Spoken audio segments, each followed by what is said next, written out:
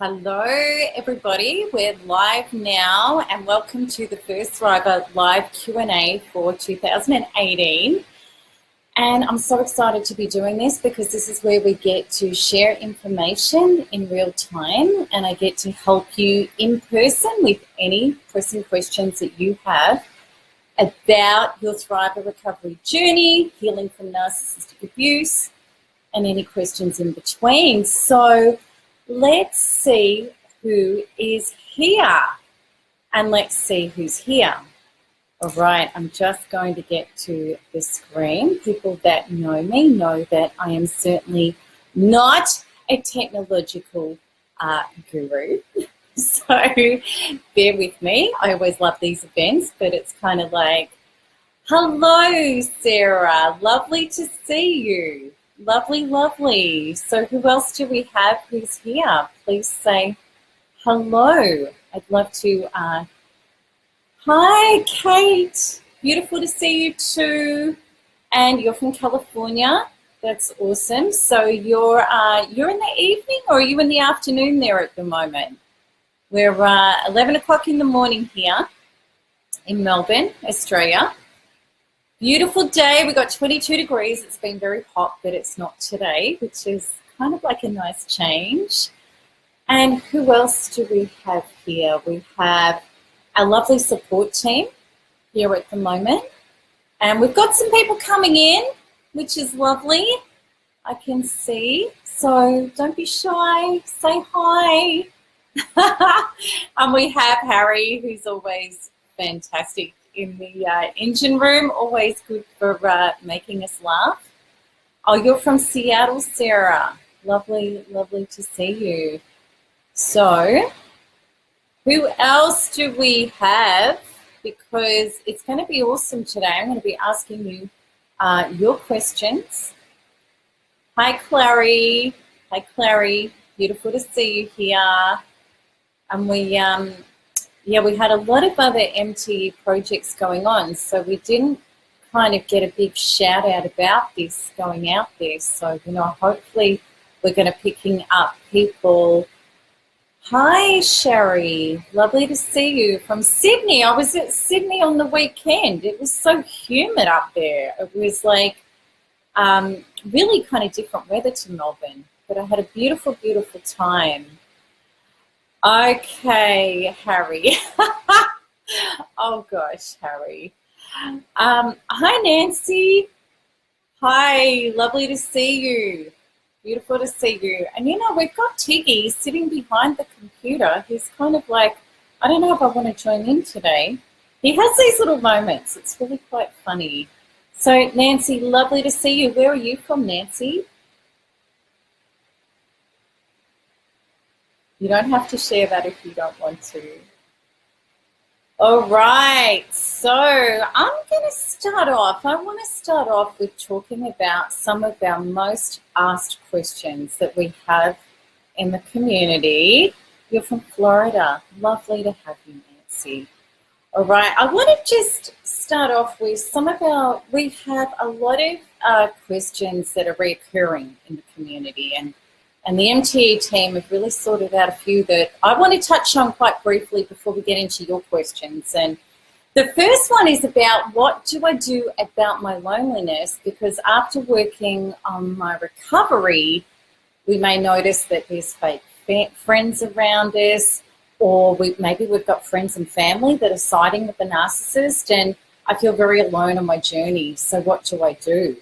And please know this is really, really normal, because especially when you're in victim peptides and you're dealing with a lot of stuff, people might really drop their hands and back away and not know how to deal with it and not know how to even believe you.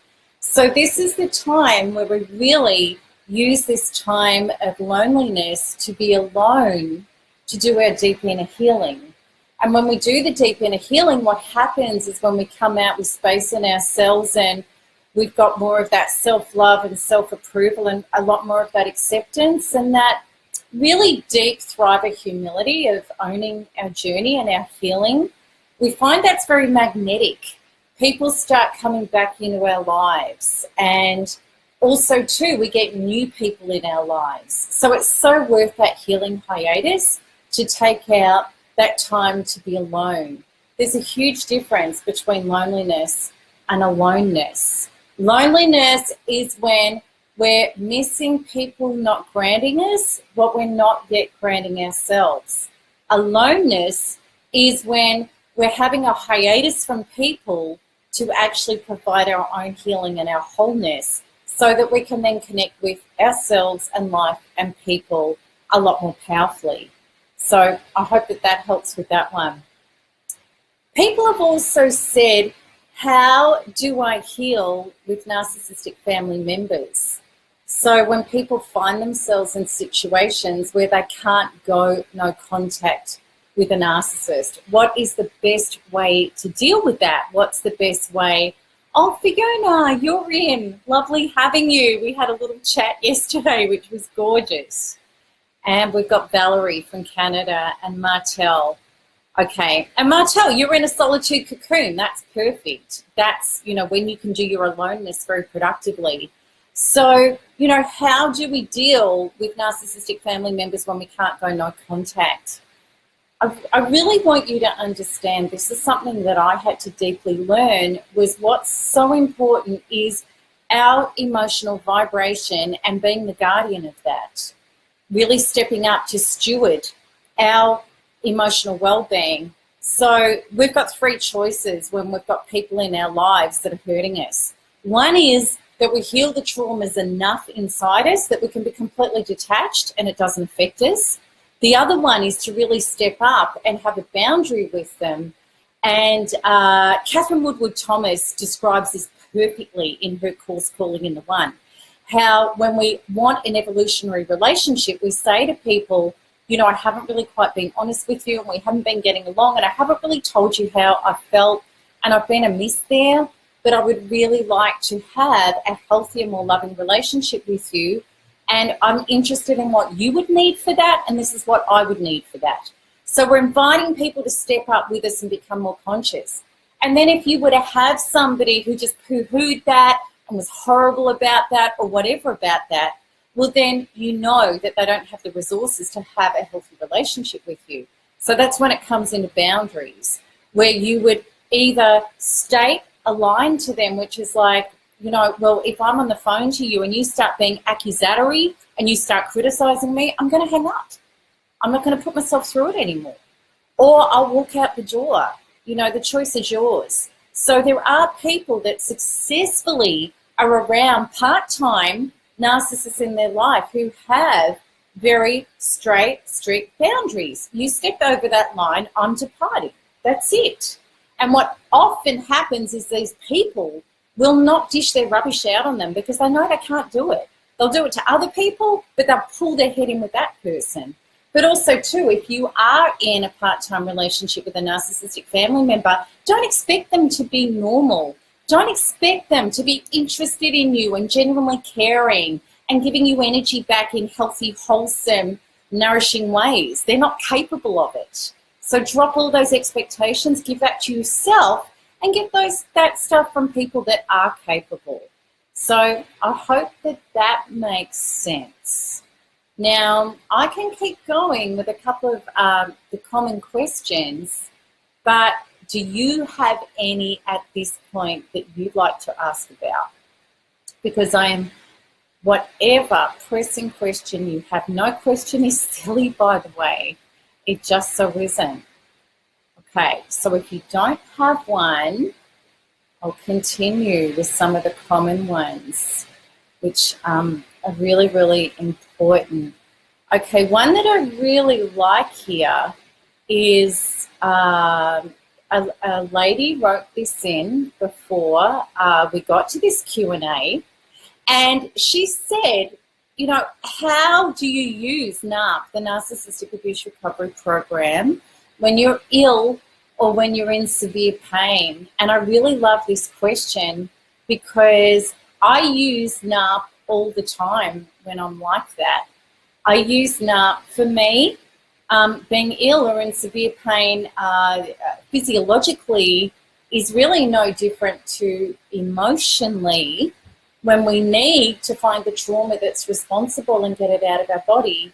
So, for example, I had a throat condition a few months ago. I was just really worn down, and it was just continuing. It was coming back, and I was overloaded with work and doing way too much, socially as well. And I went to it a couple of times in healings, and just felt into my body, picked up all of the trauma that was to do with my throat. I set the intention of, okay, the trauma inside me that's to do with that, let it go, let it go, let it go, let it go. Got better.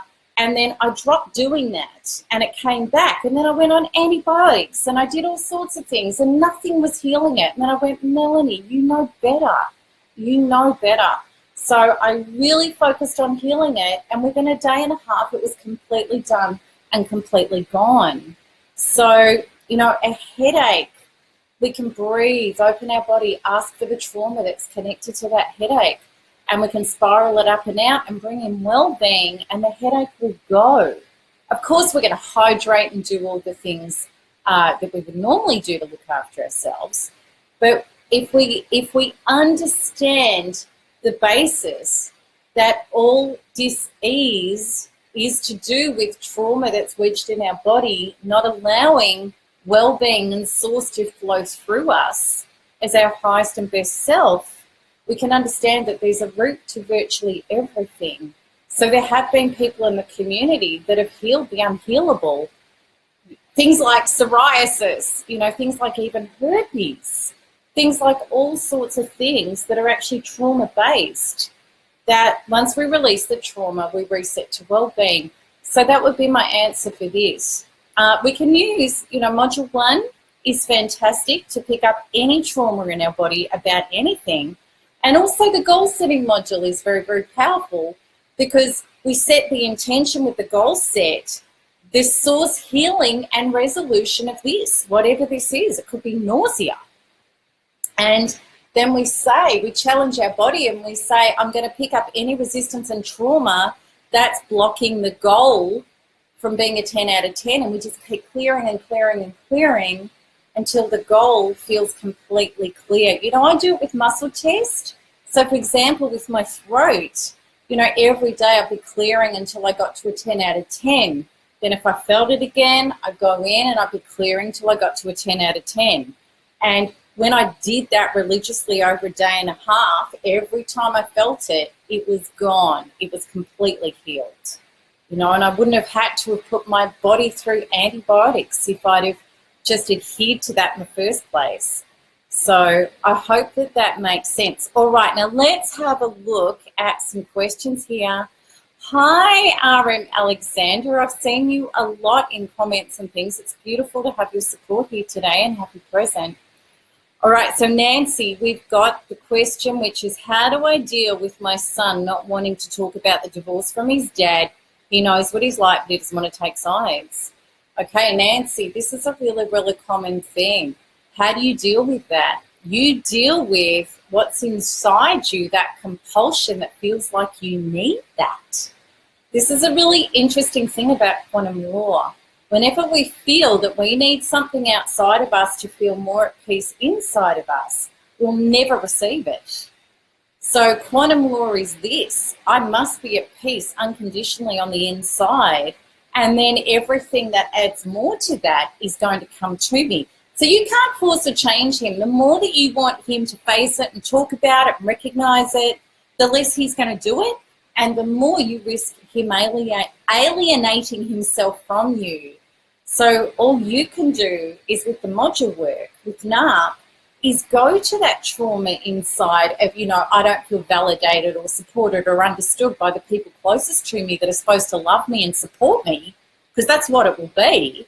And once you release that and bring in space, you won't care whether he does or not. You'll set him free to have his opinion anyway, whichever way, and then quite ironically, he'll probably see it all your way. I hope that helps. I hope that makes sense. All right, so Ginger, hi. Oh, how to muscle test. Okay, let's one thing at a time. So Ginger, welcome, and it's beautiful to see you. Yes, we do have a toolbox that works. You know, finally we can be our own creators and our own healers, which is so empowering. So Giuseppe is here. So Sherry, how do you muscle test? Do you know what? I think we'll need to have a demonstration of that another day. That's a whole topic in itself. There's quite a bit online that you can look up and some YouTubes to give it a go and give it a crack. We might have that discussion another time. Oh, Clary, so good. Thank you for providing that link. Hi, Dave. Wonderful to see you. Okay, Giuseppe, as a former numerologist, yes, I was a former numerologist. Could you tell me, is there a connection to the age of the trauma and the code that we can get from the divine? Can you re-clarify that question for me, Giuseppe? I'm not quite getting what you're doing, what you're asking. I'm not 100%. Can you word it in another way for me? A meditation guided show, quite possibly, Marianne. I'd like to do that. I really would like to do that. Okay, so RM, I finally, all right, okay, hang on, I'm going to come back to you. I've just had a little message from the team. Okay, all right. Pamela has asked, how do I resolve the having no contact with my sons for years? It's very, very painful. And how do I help my daughter who is being loved on? Pamela, a lot of alienation goes on in this community. It is a very, very painful thing. Okay, so I'm assuming that resolving having no contact. Okay, Pamela, it's about, there has been many an alienation in this community that's been healed. And the way I actually talk about a profound story in my free webinar with a lady named Dot, who for over 30 years had no contact with her children or her grandchildren from a narcissistic marriage where he'd alienated kids from her. So, and this was a horrible grief and trauma in her body, understandably. So what she did with NARP is release all of the trauma connected to that. All of it, released it all. So there was just space and acceptance and well-being. And then after 32 years of silence, her son contacted her out of the blue. And the interesting thing was she'd reached peace not long before that. I don't believe that's a coincidence. I had the same experience with my son when I healed. We were very much alienated. When I healed so much in regard to him and us and what was going on and reached peace, he got in contact with me. And it actually happened the day that I reached peace. The thing is with this is we can't do this to get the result. What we're doing always in the quantum world is we're looking at becoming at peace on the inside. Then all else that flourishes and nourishes us, that is ours by divine right, will come into our life. But it can't when we're clogged up with the anxiety and the pain and the trauma of our present experience. So that's my highest and deepest and most heartfelt suggestion to you, because I'm very passionate about this topic. And beautifully, lots of people in the community have been reunited with their children. Generations even have been reunited back together. One of my dearest friends in the community has been sharing a story of that not long ago. So I hope that that's helped. How do you help your daughter who's being love bombed? What I believe with our children is that if we try to change them to feel better, it never works. They'll push back and they end up doing what usually is hurting us in relation to how we feel about them. Again, we heal inside how we feel about it, and we give them space, and we heal ourselves to the point where we say within ourselves, and we feel it, my child's inner being is going to lead the way. They are going to step into their wisdom, their magnificence, and their power. And when we see them like that and we hold that space, they raise up to meet us there. That's our greatest job as a parent, to do that. Not to lecture, not to prescribe, not to fix, but to become the force that we wish them to be. Then they become that. So, Hannah, I can't let go of the crappy relationship, even though I know what he is. Oh gosh, Hannah, so many of us have been there. It's awful. I'm too broken down, alcoholic and tired to leave and look after my kids alone, just too broken. Oh gosh, my heart goes out to you, Hannah. We've been there. I've been there. A lot of us have been there, lost all self-respect, and we're like a crack addict licking the crumbs of crack off the carpet to try to hang on to somebody who's brutalizing us. I've been there. Hannah, there's only one solution, is to start healing ourselves. I so want you, Hannah, to come into my free webinar and experience a quantum freedom healing for yourself so that you can get the shift, you can start to feel what it is to release our trauma and our faulty programs and make space for who we really are, because who you really are is not that stuff. That's the product of you being full of trauma, and we usually came in with it. We epigenetically got it from our ancestors. We experienced it in our childhood. We then meet relationships that bring us more of the same, and we just continue to break down until we change the cycle.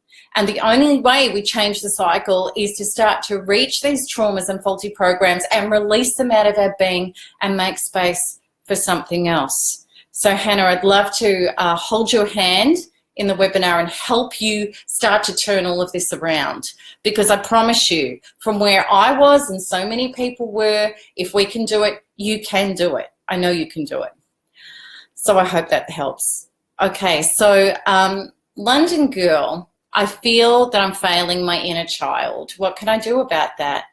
London girl, it's exactly the same, thing. We can have all sorts of beliefs, and, we can be so hard on ourselves, and we're so hard on our inner child, and we go, I'm doing this all wrong. I'm not looking after myself. I don't support myself. I hurt myself. We have this inner critical parent voice that we've taken on. Whereas, we can turn it around by saying, rather than, and it's so powerful, whatever we state that we have an emotional charge on is our reality. That's the composition of our inner identity. That's what we believe. That's what we supplement in our life every single day. So when you're saying, I feel I'm failing my inner child, you're failing your inner child. You've created that as your reality. So how we turn that around is, I am now in the process of healing and loving my inner child back to wholeness. Now, what action steps do I need to take to do that? That's how you turn it around. And the action steps, here in this community are very, very powerful. We have the free 16-day course that you can connect to and get going on. We have the free webinar where you can get immediate fast shifts. So we step up for our inner child with the determination of a mother protecting her baby. We say, enough is enough. I'm going to turn this around for you. So I hope that helps inspire you. So Giuseppe, I do feel emotions as colours and numbers. When I work with the modules, I get multiple numbers when the trauma is big. Could that number be a code in regards to the trauma? Yeah, look, possibly it can. In quantum law, every permutation of every possibility in multiple time and places, everything's possible. So yeah, it could be. It could be, Giuseppe. So Katrina, I'm finding it hard to let myself trust people again. Is there anything I can do to help this? Oh gosh, this was huge for me, huge. I understand it. It's big after narcissistic abuse. You know what, Katrina, I really, really realized that life is actually not about trusting other people. It's about trusting ourselves. And when we really start becoming authentic and we heal so much of our old traumas out of our body, there's two parts to this. When we heal the trauma out of our body, where we get a really beautiful relationship with ourselves, where we say, I am going to honor my inner being. I am going to take the action steps that nourish and flourish me. I am going to speak up if something doesn't feel right. Because we all know that heebie-jeebie feeling where we go, something's a bit off here, but it'll be okay because I don't want to risk rejection, abandonment, criticism or punishment. We've all known that. So as thrivers, we go, I know that stuff can nearly kill me when I don't honor my inner being. So I am going to show up. I am going to ask the questions. I am going to say no. I've developed enough. I'm willing to lose it all to get it all. If somebody can't meet me at the truth of what's healthy for me, well, then I am going to walk away. So we trust ourselves. So we know nobody can take us down. Then we have to heal our stuff about being able to connect and be open-hearted, and know that we can connect and be open-hearted with people without losing ourselves, and be able to still show up. And if we open our heart and we love, and somebody isn't right and we honor ourselves, it's not a loss. It's not a disaster. It just means that we've lived congruently with an open heart, honoring ourselves, and there's better from where that came from. We're moving, but if we contract and we push down and we hold back and we go into defenses, well, then we're only going to receive the things we can't trust, to smash open our defenses and have an open heart. So we're in a catch-22 here. We have to learn to trust ourselves and be open-hearted and be loving and be congruent, without handing ourselves away. When we handed ourselves away, when we opened up everything to abusers, we were saying, please have all of me so that you'll love me and you'll make me whole. That's what we did. That's where we weren't safe. Okay, so Janet, I've been no contact for 1 year, and the narc has just emailed yesterday about the passing of his mother-in-law, who was a dear friend of mine. She sent me a memorial link to express you sent to express your condolences. She also asked how I was doing, and I don't want to reply, nor do I feel like posting on because I feels like contact, but I really am heartbroken about my friend's passing. I'd be definitely if it was any other friend. Yeah, I understand that. You're really making the right decision about not no contact and holding it. So really, you know what I think? I think it's between spirit and spirit, people that have passed away that we loved. Do your own little ceremony and a meditation to her and send her your love and condolences that way. I do that. And keep doing what you're doing. Okay, so there are Jenny has said there are lies all in a court order where my ex-husband, an attorney, was able to get primary custody of my 5-year-old son. I'm so sorry, Jenny. That's very painful. I've been devastated on so many levels, but the grief with my child is so huge. I can't even imagine, Jenny. I really can't. The custody is for 3 years until I can bring it up in court again. Oh, gosh, sweetheart. It's clearing that trauma. It really is. I'd love you to be in the NARP forum, in the member forum. If you email support@melanietoniaevans.com if you're not in the forum and you need help to get in there, because I would really love the thrivers to wrap their big wings around you and help support you at this time with this, and keep healing the trauma. That's really all you can do. All right, so Bridget, would you consider a narcissist a devil in disguise? Such cruelty cannot be described in any other way. Oh gosh, I want to share with you, Bridget, a conversation my beautiful friend Simone and I had. Simone Waddell and I had this weekend in Sydney, and she went and did in America. She went and did a seminar with Janine Staples, who's one of my other beautiful mentor coaches, friends, colleagues. And Simone has been through incredible stuff, incredible. And anyway, she was telling me about just the most beautiful time when she had this deepest recognition that at soul level, it's a recognition I've had for a long time, is these people came into our life to play a role, to smash us to the point where all we were left with was our inner being to partner with, to heal, and to become our true self. From the deepest of darkness comes the greatest of light. So I believe that if we keep continuing to believe of them as devils, we stay a victim to what they did to us, and we never get to be able to hold and actualize that gift, which is phenomenal. I promise you with all of my heart, Bridget, I am so grateful for my narcissistic abuse experience.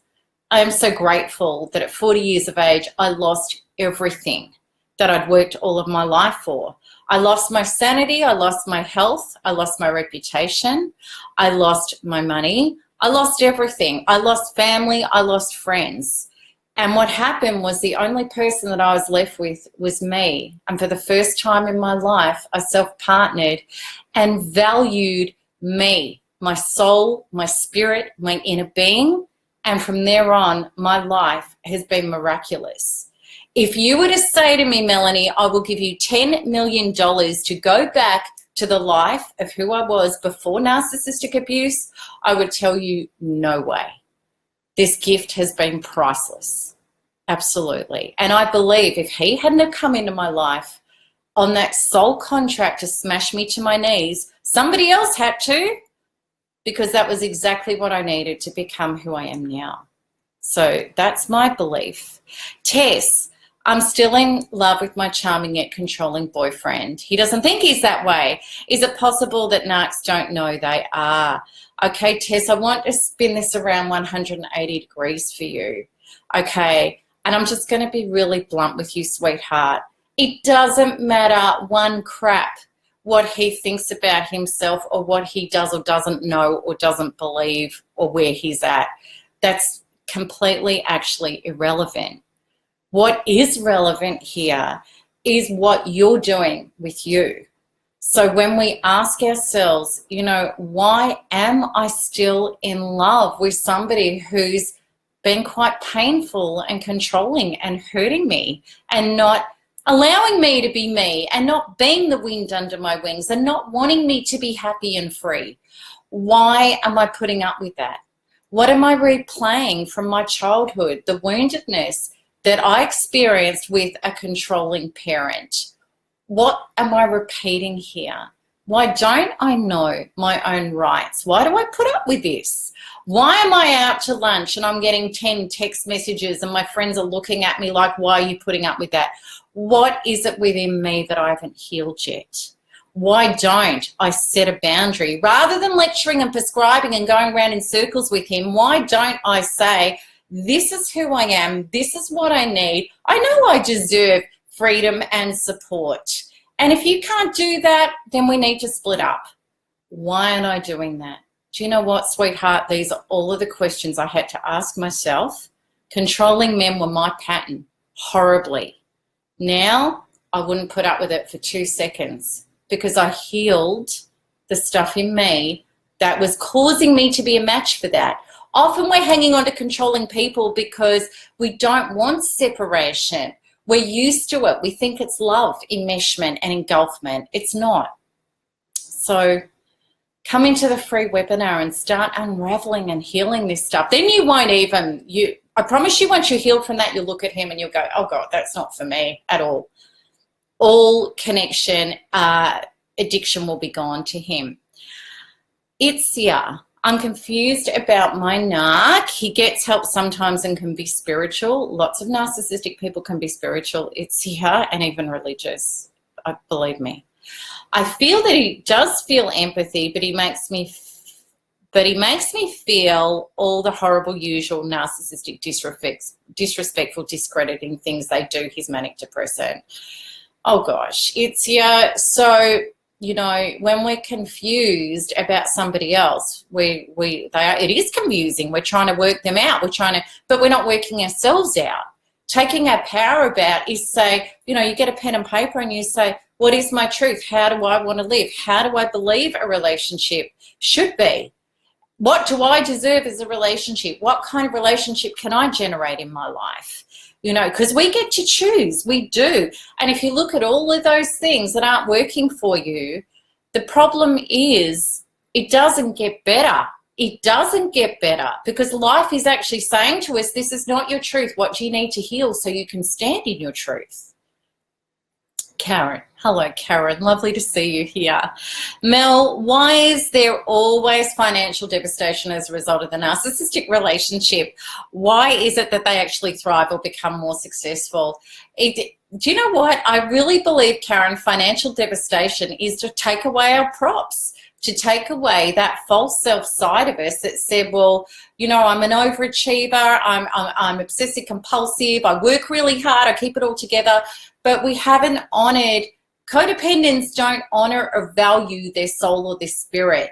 They define themselves by things outside of themselves. And I think one of the most powerful, powerful lessons that we go through is we get stripped bare to be left with ourselves, to start an authentic relationship with ourselves, which then means that we're going to have an authentic relationship with everything that we touch and everything we generate, where we're not doing the roller coaster life of dependency and conditional living.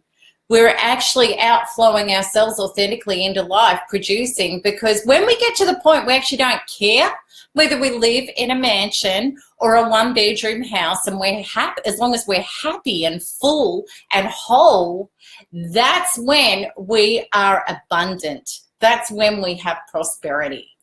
Absolutely. A narcissist will never, ever have that. It's about redefining prosperity. And then the ironic thing is we actually end up more prosperous in a financial material sense than we possibly ever have been, because it's not conditional anymore. I will tell you this, most narcissists by the end of their life have lost everything.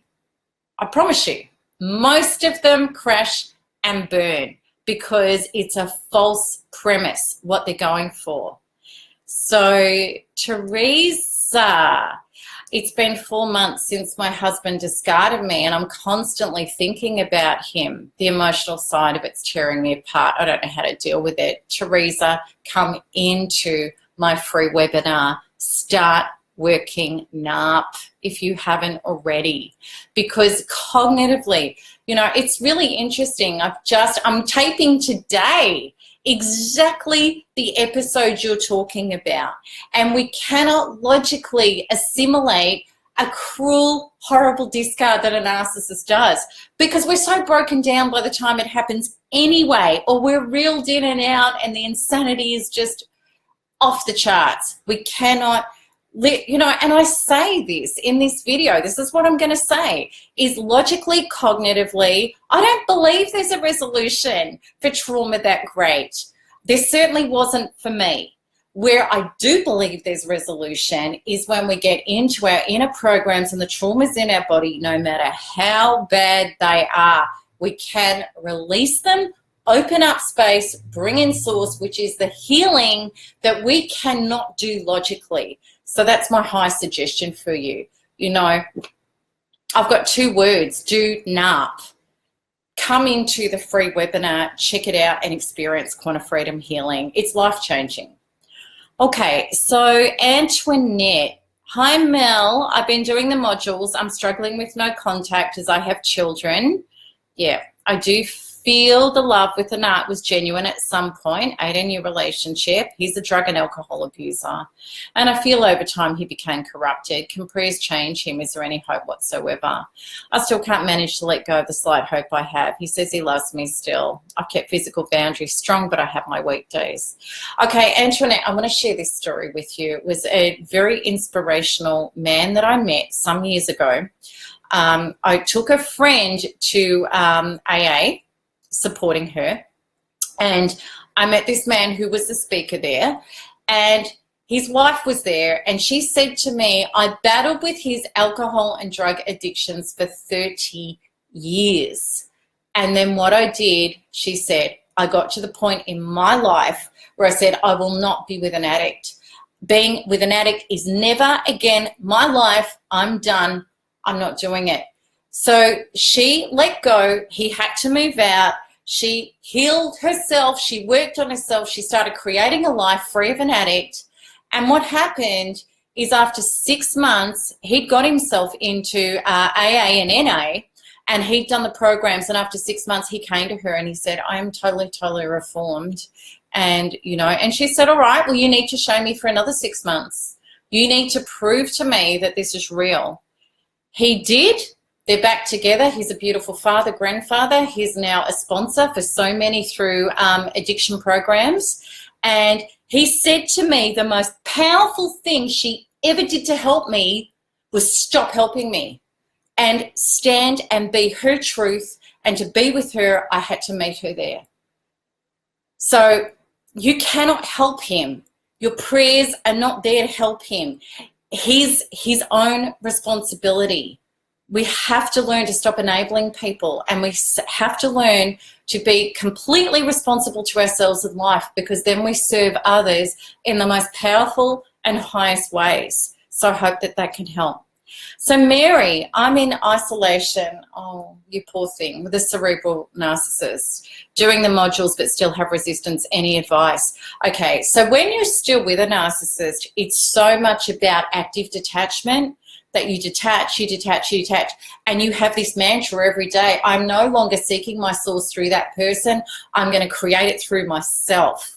And keep doing the modules. Be in the NARP forum with the members and get help with this. Lots of the thrivers were with narcissists initially before they broke free into their true lives. So that's my suggestion. Can the NARC heal? He has some great qualities and I miss him. This really gets back to what I was saying, you know, to Antoinette in regard to the addict in her life. What we need to do is let go, heal ourselves. Generally what we find is that when we have no connection to anybody who's not on the same vibrational frequency as us, we're free, we're gone. Usually we're still stuck in our traumas that they are bringing up for us. That's why we have that, I miss him, I want him, I wish I could help him, I would do anything to make this happen. I was there with narcissist number one. It nearly took me to my death. I couldn't let go. It was that bad. But what happened, I found, is when I healed, we hit a place of unconditional love. And unconditional love goes like this: I love you enough to set you free and allow you to have any journey that you choose and wish. And I set myself free to be my own. If our journeys meet, they do. If they don't, it's perfect. So I hope that that helps. All right. Can a narcissist heal? I'm yet to know of any credible case where one has, to be honest with you, Karen. All right, so Laurie, my narc is my oldest sister. We're both caregivers for our elderly father. I wish I could just walk away altogether, but we have to interact daily. I'm trying to figure out boundaries that make sense. Her mental health issues of pain and med addiction are a constant problem. That's really big. That's very, very, very big. You know, there's no easy answer for that. Are you working with NARP? You know, especially when we're in situations that are traumatizing that we need to deal with, by clearing the trauma out of our body to be able to bring in solidness and well-being, it gives us more internal health to be able to deal with these things. And also too, what happens is we start actualizing boundaries in very natural, powerful ways that we didn't have access to that inner wisdom and strength when our trauma was still there. You know, you've had a family of origin of trauma, absolutely. So that makes you susceptible. That is what I would do with this. Then the rest will unfold to match your inner being. The most amazing shifts and things. It's like in life where there is no way. When we make the trauma in our bodies our number one mission and priority, the most miraculous, incredible things can happen. Things that we could never foresee were even possible, because it's quantum law. So within, so without. Okay, so Janet, how to deal with acquaintances of mine who believe the smearing. This is my home time. I'm a well-known professional musician and feel uncomfortable when I feel this smear vibe. It's big, it's massive.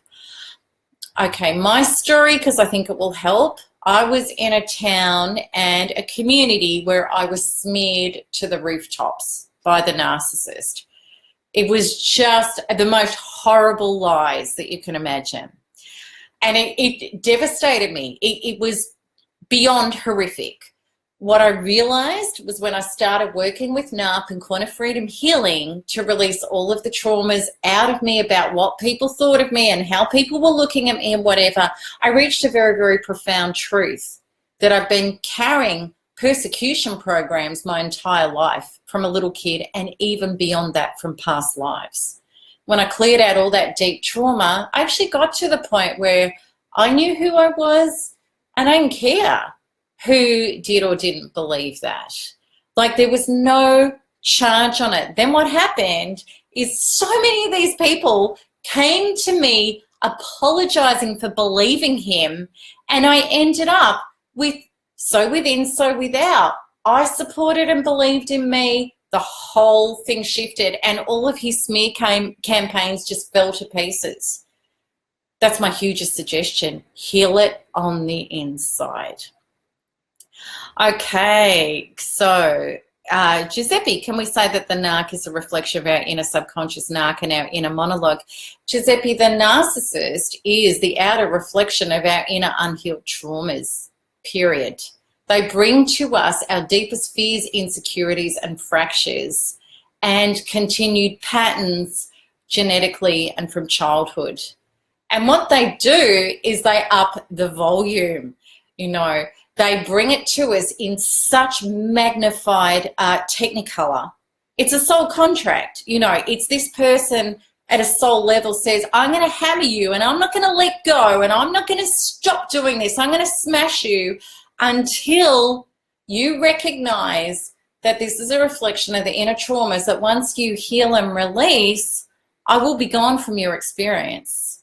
Now, the narcissist isn't aware of that consciously, but at a soul contract level, there's only love. There's only evolution. That's what's taking place here. Does OCD correlate with narcissism? Seems like my ex has this. Absolutely it does. Because when we're not at whole and at one with ourselves, when we're a fractured self, we are trying to control the outside in order to, if I can just have this exactly how it needs to be for me to feel better, I'll feel better. That's OCD. Codependents have it too, where we're high functioning, we're over functioning. We're always worried about what hasn't been done or what I should be doing or what other people think of me. It's a very, very similar trauma that codependents and narcissists have. It's another reason why they come together energetically. Hannah, the thing I struggle with is logic. Yeah, logic doesn't work with this, Hannah. I don't know how many times I've said that to people. There is nothing logical about narcissistic abuse. There is nothing logical about how we heal.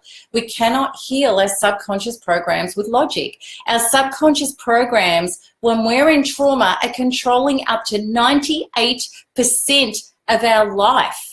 How we react, how we respond, how we think, how we feel. Logic doesn't even, it's like logic is on one radio frequency and emotions are on another. They don't even, we cannot do the healing logically. We have to get into our body and self-partner there to do our healing. So the trauma bonding is so strong, and that's, you've got to heal that emotionally. You can't do it logically. It's like giving up heroin. I've told people, heroin addicts have told me getting off heroin is easier than a narcissist. I know I was addicted all the way to my demise. That's how bad it was until I started doing the work in my body. Hannah, come into my webinar, please, and start understanding, feeling, and having an actual experience of what it is to do the healing in your body, because there is no comparison, no comparison. So Lana, when I first began doing NARP, I experienced excruciating pain, what I can only describe as labor-type contractions. It was so overwhelming I couldn't finish the module. Since then, I haven't been able to really tap into my body. I'm assuming this is something to do with a fear block. Okay, how can I get back into my body to truly feel shift successfully? I feel stuck. Okay, Lana, the answer to that is actually quite simple. It's going to take courage, but it's quite simple. So with module 1, what you would target is the traumas that are causing that excruciating pain when you're doing modules. So you're going to say to your body, okay, that excruciating pain, I feel it's connected to trauma in my body, whatever it is, fear, beliefs I can't heal, who knows, it doesn't matter. I'm going to target it. I'm going to go to that. Somewhere in my body is going to light up. So once you clear out that trauma that's been manufacturing that excruciating pain, you won't have it. That's the answer. Again, I'd love you to be in the NARP forum having support with that while you're doing that. Okay, so Joelle, I think that's how I pronounce your name. I've read the blog article on addiction and I totally understand it, but I still trigger the need to peek on social media to see what NARC is doing. Oh God, yeah, absolutely. And again, if we're just trying to logically understand something, we're seeking informational healing rather than transformational healing. So the absolute answer, Joelle, is exactly what I did with smoking. So what happens is you're going to get that urge to check up on him on social media. So you open your body and you breathe and you go, okay, rather than give in to my addiction, I'm going to go inside and I'm going to target the trauma that's triggered right now that I'm trying to self-medicate by going to social media. Okay, that trauma, I'm going to open my body, breathe. I'm going to face it. I'm going to pick it up. I'm going to release it out of my body. I'm going to bring in source.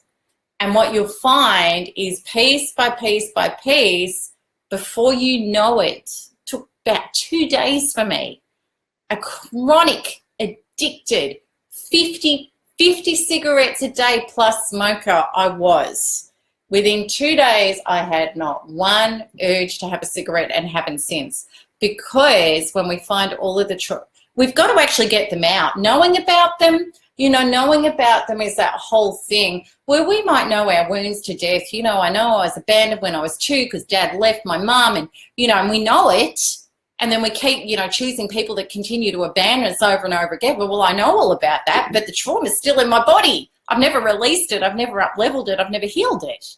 So you've got to get it out and heal it. Then it just won't be there. So that's your answer. Gina, actually, I am a catch, haha, just kidding. I don't know. For people to be even decent, I must buy their company. I do that when 3 or 4 days go by and I have no human contact. Okay, so it'd be about going inside, Gina, and going, okay, that, that thing I feel that I know I do where, I'm buying people's company so that I can have human contact. I'm going to meet that trauma in my body. I'm going to pick it up. I'm going to spiral out. I'm going to bring in source. I'm going to heal it. Then it just won't be there. Then you're going to adapt. You're going to shift into more of a true self function where you're going to co-generate contact. But it won't be from a place of loneliness. It'll just be from a place of, catching up and hanging out. And it'll go from a healthy way, not trying to fill a hole and maladapting. There'll be a trauma on that, childhood, epigenetic, whatever it is. So, okay, so do we have any other questions? I'm just waiting for the team to see what we've got here, and I'll just go back to the page. We've been able to cover some really, really good ground here, which is just awesome. And so team, have we got any others? All right, Whitney, how do we move to the next levels of forgiveness? Each time I have to interrupt because of parenting, I try to see the gift, but I still get triggered. When we get triggered, it means, Whitney, we've got wounds, right? That triggering is a wound inside us that is making itself known. So when we're going, see, this is the easy way. What I am talking about is the easy way of healing and evolving ourselves. The old way was, well, I'm going to try and talk myself out of the trigger and I'm going to try and manage it and I'm going to try and think a different way and I'm going to try and, and the brain follows the body. If we're triggered, we're triggered. Then our brain automatically latches onto that trigger and thinks in identical ways to that trigger. And then we're trying to, this is where we become nearly schizophrenic.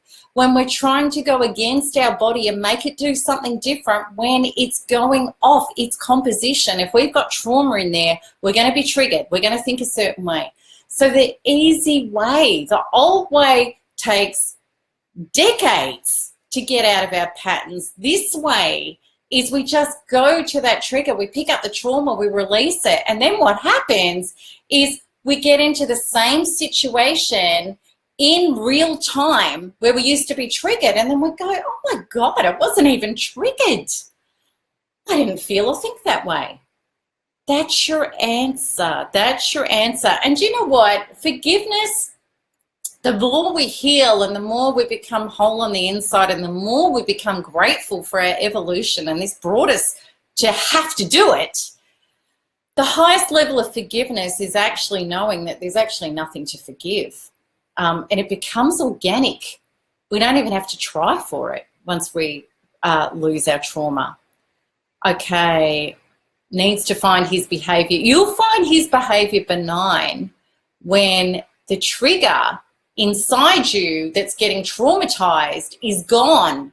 Once that's gone, you'll just be like, oh God, it's just like talking to, you know, the shop owner. There'll be nothing. Okay, Laura and Scott, how do you know when you should start the Empowered Self program? I really believe the Empowered Self program is when you're starting to feel like, I want more. Okay, I'm not really thinking about the narcissist so much, and I want to now create my dream career, or I want to, you know, start dating, or I want to expand, that's when, and you can toggle because you still might have some stuff come up. And you just go, okay, well, that's a narcissist thing. I'll go back and clear that with NARP, and then I'll come back here. Lots of people use that. All right, so Kimberly, I'm new using the modules. I'm able to load up the pain, but having trouble bringing in the healing love. Okay, this is such a great question because so many people have this. I used to have it too. You know, I'd go to bring in the light and I'd go, oh God, I can't bring it in, or it doesn't want to enter me. So what we need to do, we can have so many fractured God source creation beliefs. You know, we're unworthy of God's love. We're unworthy of the light. We're evil. We're soiled. We're defective. It's such common stuff, those beliefs. So what we do with that is we say, you could use the goal setting module. You could go to that. You listen to that and okay, I want to have the source healing and resolution of bringing in the light. I want to be able to accept the light. My goal is that I can accept the light fully. And I want to be a 10 out of 10. Clear all the traumas that aren't letting you do that. And when you start bringing in that light and it fills you, oh my God, you're going to feel nirvana. You'll know what it is to be your true self. Okay, so Karen, the narcissist and I share many friends. How do I not feel so like I'm missing out on social events? Yeah, that's big when that happens. That really is big. You know, and when we choose to go no contact, we pull back from that life. There's really no choice on that, you know. So we clear the trauma of that I'm missing out on social events. Then we start setting intentions that my real tribe is going to come into my life. We clear out, we can do goal setting modules on that. We can clear the blocks on that.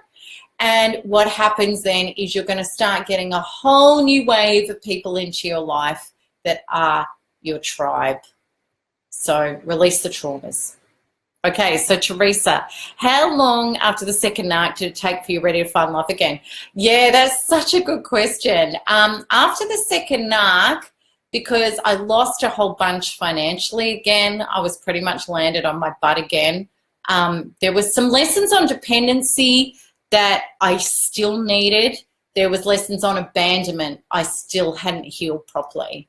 So I really made it my full commitment to myself to heal those. I was dating, I guess, probably within 6 to 8 months. And then it took a little over a year before I found my next partner. But I had some wonderful, wonderful dating experiences. It was, you know, it was really powerful, enlightening. And I never got taken in, even for a second, with another narcissist after that. You know, that was really done. So Diane, what module should I use to get over the financial difficulties I'm left with? How do I move towards, oh God, it's big, isn't it? Yeah, I've been through this twice, and it's, okay, so the first thing I really find with that is Finances are such a tricky thing, and our ego, identity, and our survival programs are so tied up in it. With quantum law, anything that we don't accept as being perfect, however it looks right here, right now, is going to keep smashing us. So with the whole financial thing, what I discovered profoundly is that, because my identity was very wrapped up in it, first time round and even second time round with narc abuse, I found that the second time I got it. I had to do modules a lot on, I accept that what is happening right here, right now is perfect for my evolution and development and my nourishing and flourishing, because God's source life wants for me what I want for me, which is prosperity. But right here, right now, I need to accept I'm in this, be totally at peace with it, and even bless it and give thanks to it. And I did that. And once I did that and completely felt whole in my body about it, then it started unraveling and sorting out, and things started shifting and moving. That's my highest suggestion for you. It's a big call, but I tell you what, evolution is not handed on a silver plate. We are going for gold as thrivers. We are not here for an ordinary, mundane experience. We are here for an extraordinary life experience. So we need to become extraordinary beings. So that's what this work is all about. Okay, Sophie. Hi, Mel. I'm facing my addictions in reverse timeline to the order they developed. No longer distracted with a physical relationship with the narc, then no longer drinking alcohol, but now I'm back into overeating to feel warm and seen and held from the inside. I've had disordered food relationships since I was very little. I'm ashamed of overeating, but also feel like it's my only nourishment true friend. I keep trying to release it, but I think I won't allow it, and I feel hopeless and trapped by my inner narc who won't let me heal. Okay, you've named quite a really good things to target there. So I'm assuming, Sophie, that you're working with narc and the Quantum Freedom Healing modules. And that being the case, if you are, if you're not, I would totally suggest it. But if you are, the things you've named, like, okay, I overeat to feel warm and seen and held from the, I'm eating to feel that. So that trauma, you target the traumas in your body that are needing to overeat to feel warm and seen and held. Target those traumas specifically. Every time we name a trauma in our body and we say, I'm calling forth this trauma that is causing this condition, somewhere in my body will light up. It will. We just need to trust and follow. And oftentimes when we're clearing traumas like that, you don't even need information. You'll feel it in your body. You'll load it all up with the module work. Feel it as a dense, you don't actually even need, do an inner child integration, but you don't need the age. It could be past life, whoever shows up. You even might say to yourself, however many beings in my past or in my family, whatever, who need to show up in my inner child integration, you might see 20 people there that are going to be cleared by the angels of their inner trauma. Then you hold them and fill them all with light and integrate them all in. Because whenever we've got addictions, we've got a fractured being. We're not whole. We're not integrated. So we need to find those parts in trauma, release the traumas from them, then bring them back and integrate them. Then you will feel warm and seen and held. You'll feel whole, and you'll feel nourished and flourished by all of existence. So that's what you're needing to do with those things. And then I'm trapped by my inner narc who won't let me heal. So you say to yourself, my inner narc who will not let me heal, I have traumas in my body that are creating that. Where are they? Somewhere in my body is going to light up. Then you go to them, you get them out. Do it with module 1 or use the goal setting module. Set the source, healing, and resolution of this condition. My inner narc who won't let me heal, I want complete resolution. And I'll be a 10 out of 10 when I have that resolution. Keep clearing and clearing. So Martine, I've been no contact with narc, but my son has narc tendencies. When he punishes me, if I speak my truth, also uses manipulation. Before I know it, I'm sucked back in. As if my son... as it's my son don't wish no contact. I'm not quite sure what that meant, but yeah, okay. I did, I don't know if you've looked at my resource about, you know, if our children show narcissistic tendencies. That's a really, really good resource to do. This is a tough one. It's so, so hard, you know, and look, really it's about up-leveling your traumas that get triggered by him so that you can be strong and solid and hold your ground and not get sucked back in.